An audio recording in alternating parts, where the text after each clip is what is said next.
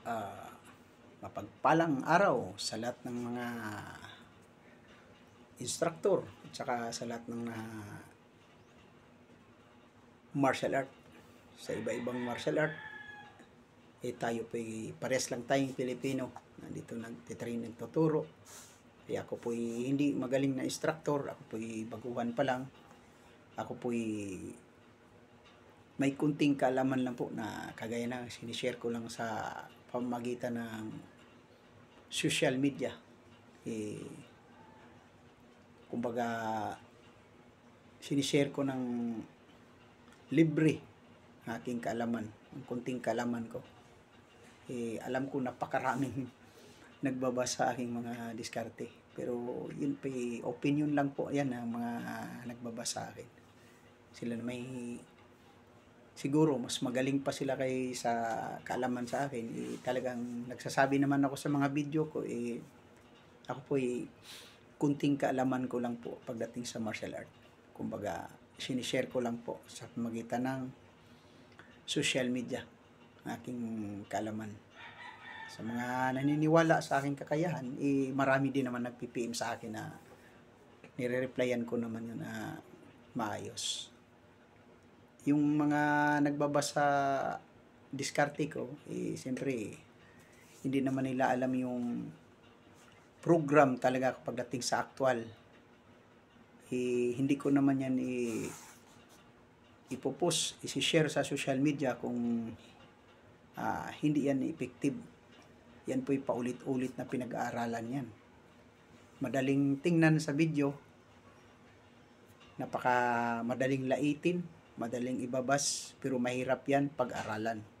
Kailangan lang paulit-ulit mong pag-aralan paano matutunan kung sa tamang timing, sa tamang step, sa tamang paghawak. Madaling kumbaga napakadaling sabihin sa panunood, pero mahirap gawin pagdating sa actual. Kasi sa akin, marami nang nanonood lang sa akin sa pamagitan ng video. Pagdating dito sa actual, pagdating sa training, sobrang nahihirapan talaga. Kasi hindi naman ganun kadali ang pag-aaral ng martial art. Kaya yung mga nagbabasa aking mga diskarte, ako po'y nagpupugay po sa inyo mga sir. Ako po'y hindi nagagalit, ako po'y ginagalang ko po yun yung mga opinion nyo sa panglalait at saka pag minsan maraming nagmumura na pinapatigil na yung kaalaman ko. Hindi po yung ititigil dahil passion ko to, skill ko to.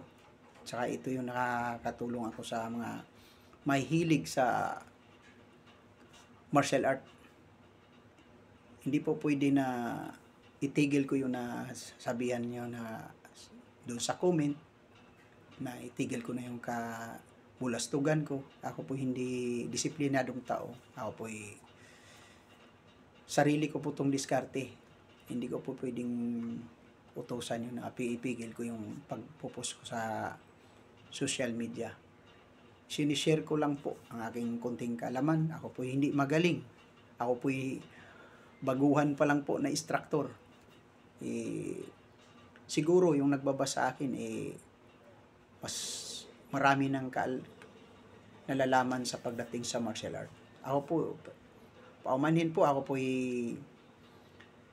baguhan pala na instructor, nag-aaral pa lang, walang katapusan naman ang pag-aaral ng isang instructor. Siyempre, ini-improve ko yung sarili ko kung saan ako pwedeng magdagdag ng aking kaalaman. Hindi naman po lahat ng skill alam ko. Kaya, ako po taos pusong nagpupugay sa lahat din ng naniniwala sa aking mga diskarte. Maraming salamat po. Asahan nyo, may mag-upload pa ako ng mga iba-ibang paraan. Halos napakarami namang video na ipinupost ko.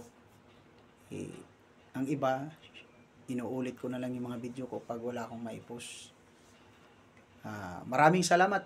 Ako po'y taos-pusong nagpupugay po sa aking mga taga-suporta na supporter ko na walang sawang panonood. Saka sa hindi ko followers, maraming nanonood.